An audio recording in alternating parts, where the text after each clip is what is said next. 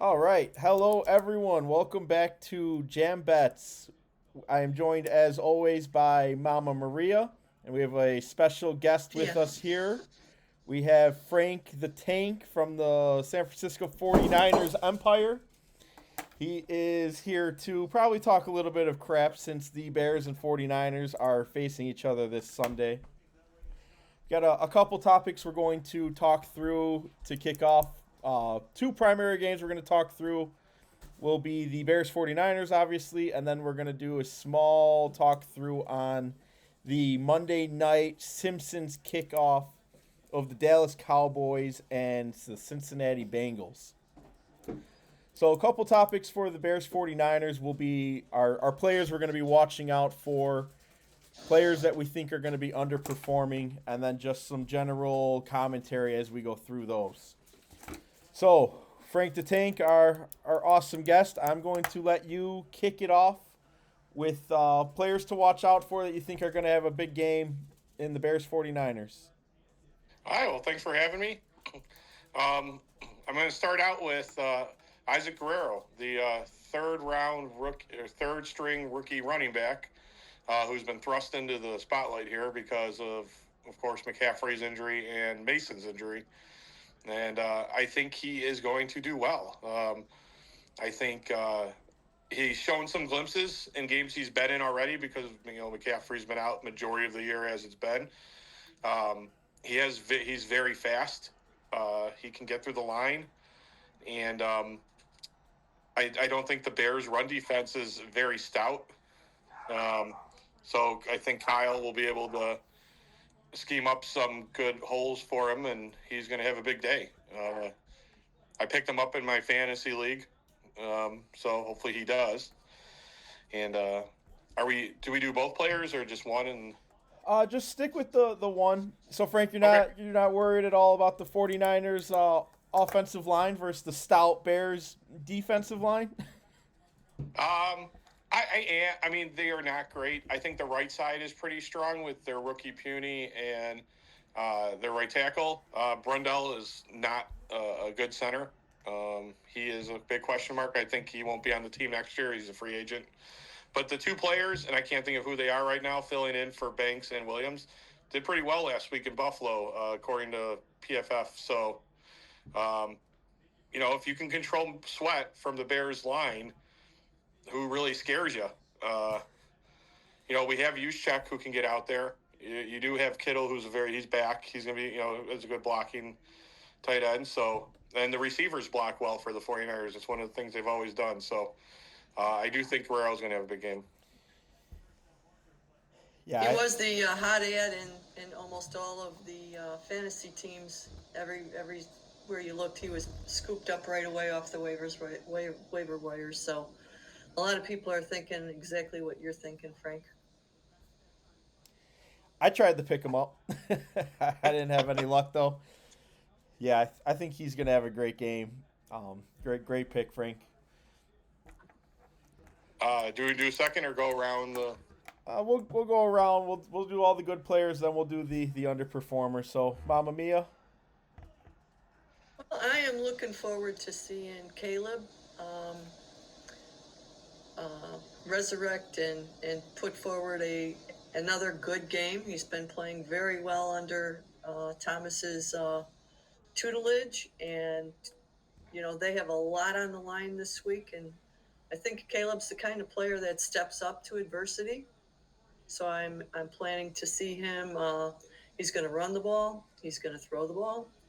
Um, he's got two really good running backs, Swift and Rashawn, that maybe they could disguise some things.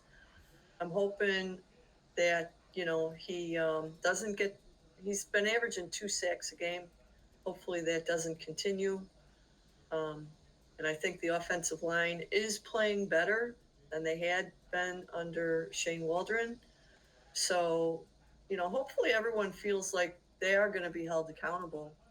And I think the offensive line already has gotten that message. So, and it'll make Caleb a lot more comfortable back there. Is That's Rashawn? so I'm going with. As I Pardon say, me? is Rashawn back? He was in concussion protocol. I don't think he's playing. He's questionable. Okay. I didn't see that. So now, how do you think Caleb's going to do his damage? Is he going to be passing the ball, or you think he's going to hit him with some scrambles?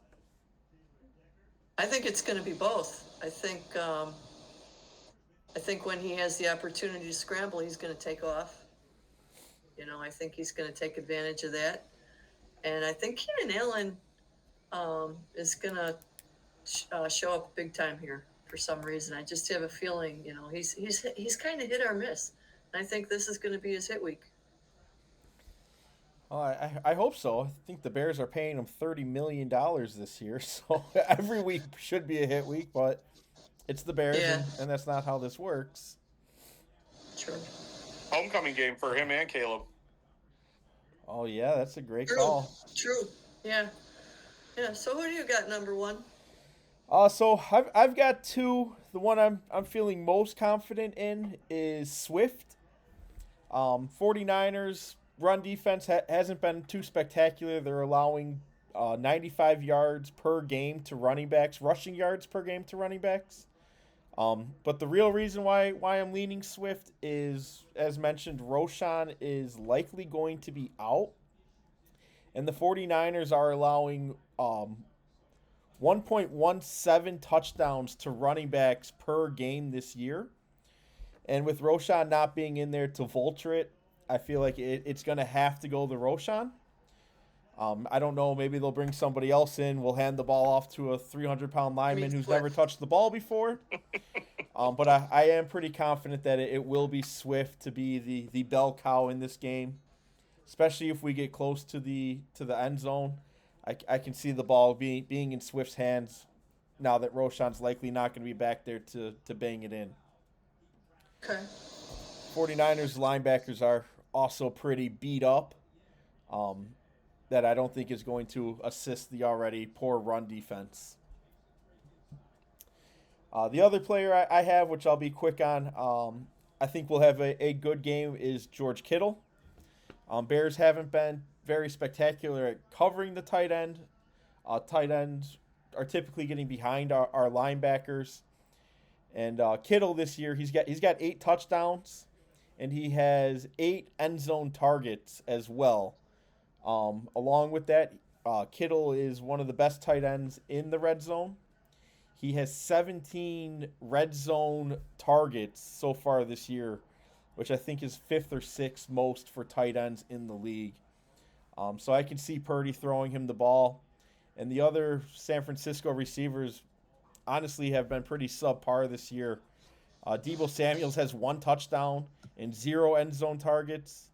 And Juan Jennings has 4 touchdowns on the year with 6 end zone targets. So if Garendo's not going to run it in, which is very likely, I think the pass will likely go to Kittle.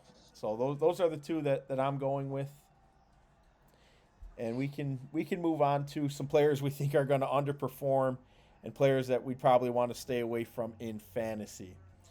So we'll swoop it back to Cooper Frank the Tank for some underperformers that he is eyeing.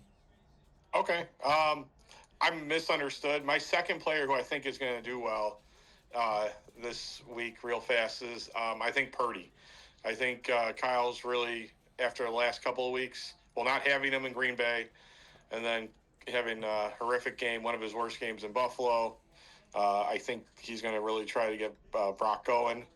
And to yours, I think it's going to be to Kittle. I think a lot of short passes, a lot of stuff over the middle, just stuff that he can 3-step drop or 4-step drop and fire it, which he's good at. So that's my other player that I think is going to do well. My overall bad is the defense as a whole. They are not doing well. Not only did you put the stat 95 yards a game on the ground, the last 2 weeks they've given up over 100 yards rushing in the first half alone. So, and they are not doing well. They're beat up. No Boza, no Hargrove. Their other defensive tackle, not Pickens, Givens just went on IR. So they're pretty much all second stringers on the defensive line. Warner has a broken ankle. He's playing through like a warrior. And then you have Campbell, who's quite honestly probably the worst linebacker in the history of linebackers. And then the secondaries gained a little healthy, so that's the only saving grace coming into this game. But I think you're right. I think the defense is going to have a tough time here against Caleb in the run game of the Bears. Well, that Campbell, that's the guy who came over from the Packers. Yes. He normally feasts against the Bears. He normally comes in on third down and no one can block him. So Well, I hope that's not the case. But historically, he has killed us. so we'll see. He hasn't killed anybody this year. Good, good. Yeah, yeah. So, and I mean, unless Greenlaw makes a surprise return, he's been doing well in practice. He's been pretty much a full go, but sounds like they're going to hold him till Thursday. But you never know. Maybe they seem like they need this game, so maybe Greenlaw does play, and then everything changes. If you have Warner and Greenlaw, I think you go back to Super Bowl. If Greenlaw doesn't get hurt, they beat the Chiefs. He was spying Mahomes, and Mahomes they couldn't get anything going until Greenlaw got hurt. So he makes a big difference on that defense. Yeah, he tore his Achilles running on the field, is right? Yeah, he was just hopping up and down on the field, getting ready to go in, and he just fell to the ground. Crazy. So. And the defense is also getting Lenore back, right?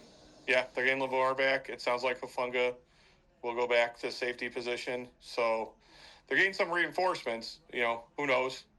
Yeah. Bears have a lot of, power, though, on offense, too, with DJ Moore and Keenan Allen and Rome and Swift. So, and Caleb's special. So you heard Kyle talk about Caleb. I don't know if you heard it, but he pretty much gushed all over talking about Caleb in the press conference yesterday. So he knows he's there, and he knows what he can do. Okay. I did not hear that Shanahan was raving about him. I'll have to look that up. Maybe that might incentivize Shanahan to come over to the Bears this offseason. Maybe. All right, Mamma Mia, you want to give us your next player? Well, yeah, I do have a favorite, somebody who I think is going to have a good game, and I'm counting on this Bears defense to really show up. They've been playing very well to begin with, but now they have a lot to prove. This is the game that's going to show, these guys are also playing for their jobs, so this is it for them. They know that they got to show up and take care of business. So I'm thinking I'm hoping they'll be very aggressive, and I'm hoping that they won't be making very many penalties, and get the job done. So I think my other players that are going to do well is the Bears defense. I do expect them to be able to get after Purdy, cover Kittle very well, and keep Samuel in check. Isaac Guerrero, he's a wild card. He's a rookie. He's young. He's fast. We'll have to watch and see what happens there. And so my player that I think is going to struggle, underperform. He's going to underperform, I think, is Deebo Samuel. And he's just been having a really rough year. I don't know what it is, but it seems like every year there's a wideout that Kyle Shanahan screws around with, messes with him a little bit. Just doesn't scheme him right, or like the one year he had Ayuk, he didn't play him for like 6 weeks. The guy didn't have a catch a couple of years ago. You get in his doghouse and you're worthless. But that hurts the team, and I don't know why Kyle has such strong feelings with his wideouts like that. And I don't know if that's the case with Deebo, or if he's had a few little injuries, if that's still lingering. But something's not right there, and I think he's going to continue to struggle this week. So that's who I have. He's had 1 touchdown all year. That's crazy. He would have been, when we were drafting our teams, it was like, oh, who are you taking off of San Francisco? I'm taking Deebo Samuel, and then CMC, that's gone. I mean, that poor franchise. I swear, I've never seen any franchise get so snake bitten with injuries as this one. It just seems like every year when they start out, it's like all of a sudden they've got a firing squad in front of them, and their good players are out. So it's unfortunate. They've been cursed this year. I mean, go back to Ricky Pearsall getting shot. You Yeah. have horrific tragedies with Ward and now Williams. Like, never on a team. They were just talking about. I listen to San Francisco radio while I work. I listen to their channels, and Don't get in trouble here, Frank. oh no, it's in the background. And they said they've never seen a team go through as much stuff in 1 year as this team has gone through in this year. Yeah, I agree. So, well, Tyke Money, do you have somebody that you think is going to underperform this week? Yeah, I've got one player I'm looking at. I'm looking at Cole Kmet.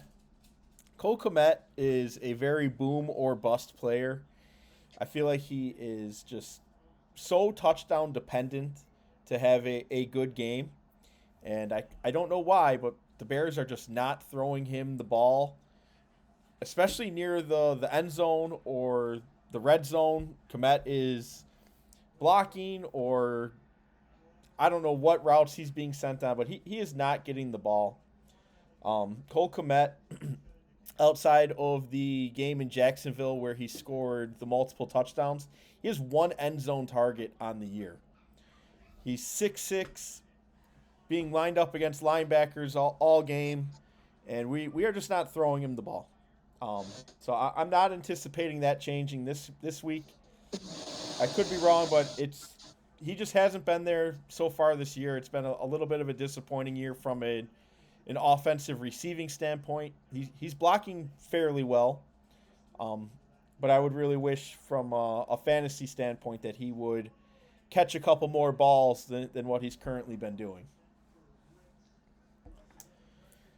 Yeah, I'm disappointed in what's going on with him. They don't seem to want to get the ball into his hands for some reason.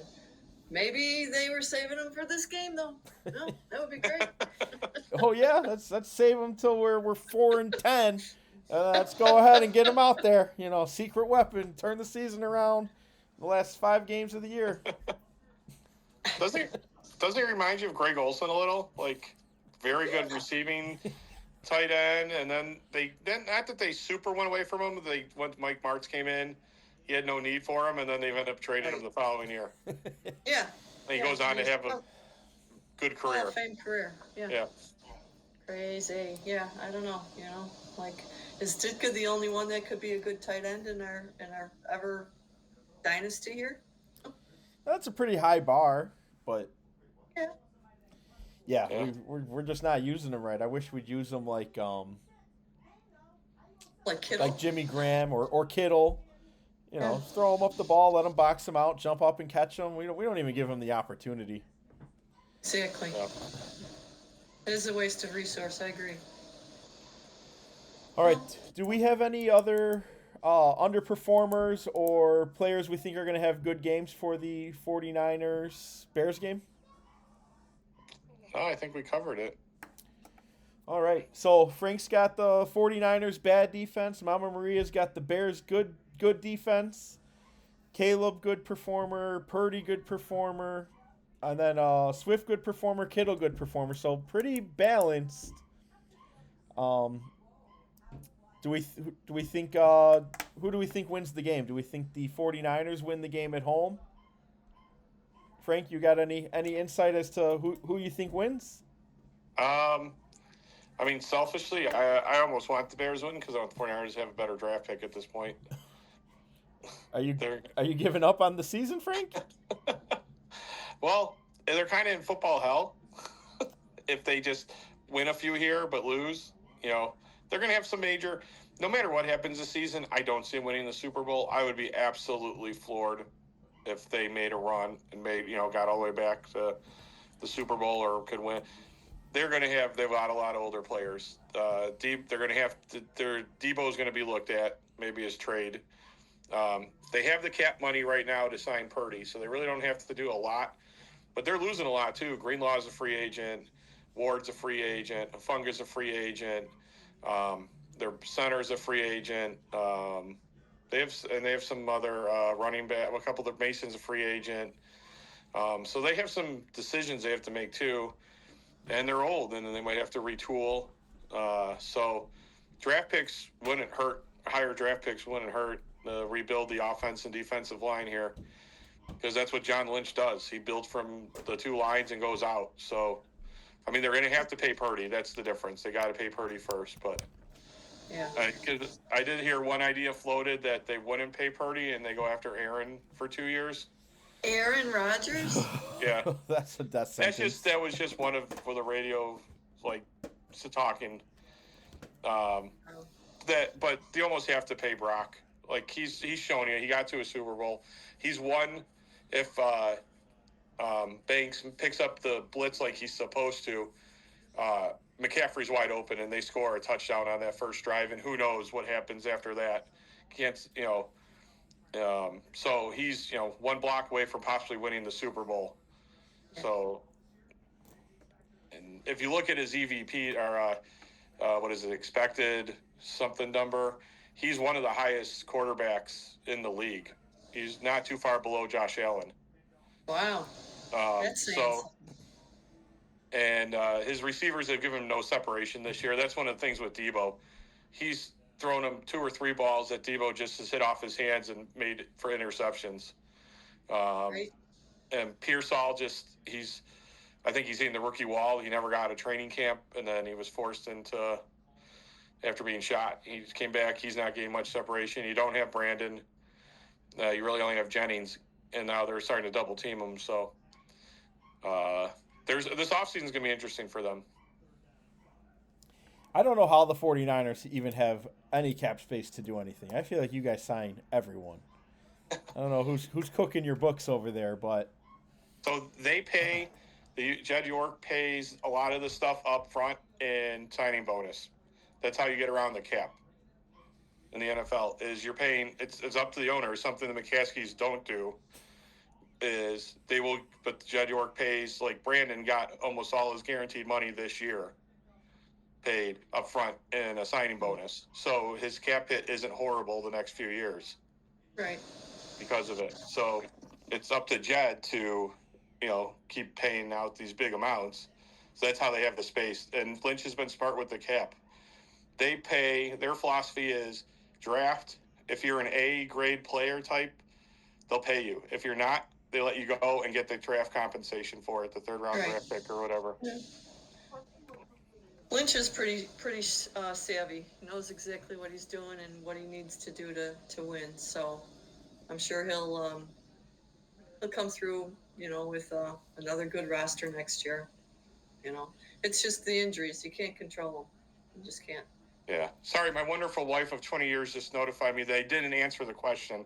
So I'm going to say it was 21, 9, or 17. Oh. All right. So the Bears winning by 4 then. Yeah. Cover the spread. What's the spread? No, actually the Bears are the 49ers are favored. My bad. 49ers are favored. Yeah, it's 3.5. I think was the last time I saw it. So you think the Bears are going to beat the 49ers? I think they are. I think the defense is just too beat up. I think it's just if Bosa was playing, he's like the linchpin of that defense. I mean, the Seahawks did nothing in that game against 49ers, and then Bosa goes out and they score 3 straight times. After he sacked him, he hurt his other oblique, went out, and then they just went on a run after that. And it's been since then. It's been just the defense can't stop anybody. Well, it's not a noon game, so the Bears on the road at a 3:00 game could happen. If it was a noon game, I'd say the 49ers are going to absolutely win. Right, traveling west. It's a that cross country thing is a big deal for some reason. All right, I think it's harder for those West Coast teams. Sorry, Mike. No, you're fine. Yeah, I think the Bears are on an 8-game losing streak when they play on the road at noon or something ridiculous. Typical Bear We stat. have a new head coach. We have a new head coach. Throw all that negativity out the window. Yeah. Yeah. I think you're going to get the head coach bump. I do think, like how the Saints won on after Rizzer took over in New Orleans. I do think you're going to get a 1-game bump. I think from having Brown come in. I'm hoping for a run, not a 1-game bump. I'm really behind this guy. I think, I'm just so desperate, I guess. Yeah. But no, I want to see what he can do. So let's see what happens. I'm picking the game. I'm saying Duck Bears are gonna win, 21-18. Probably might be a fluke somewhere in there. I don't know if our defense will score a touchdown or if it'll just be a standard game, and because you got a new kicker too, right? Jake Moody's still out. No, he's back. He missed 2 field goals back. last week. Hopefully he's gone at the end of the year. Okay. All right. So we'll see what happens there. How about you, Tyke? What do you think? I'm also taking the Bears. I think it's going to be a very close game. I think it's going to be a low-scoring game. I'll say the final score will be something like 21-24, or maybe even a little bit lower. But that's what I'll stick with. I think it'll be a under 2-minute field goal that makes the difference. I think whichever team gets the ball after that isn't going to be able to march down the field and score. That would be really nice if the Bears won on a last-minute field goal. Like that would make sure that all these little ghostly things that have been happening to us is over. But if that's happening, get the paddles ready because I'm ready to have a heart attack if I watch that again. Yeah, we're owed one, so it's got to be coming. All right, so let's go ahead and end it with a little bit of talk of the Simpsons game, the much anticipated Dallas Cowboys versus the Cincinnati Bengals game that cannot be flexed because Fox spent $1 zillion on making animated football. I personally don't know what it's going to look like. I'm definitely going to watch it with how much hype it's getting. I'm hoping that Homer Simpson's going to be playing quarterback and throwing the ball to the old Montgomery Burns. I think that would just be hilarious to watch in real time. I'm hoping Brock Purdy is Krusty the Clown. Well, he's not on those teams, but so I don't know really what it's going to look like.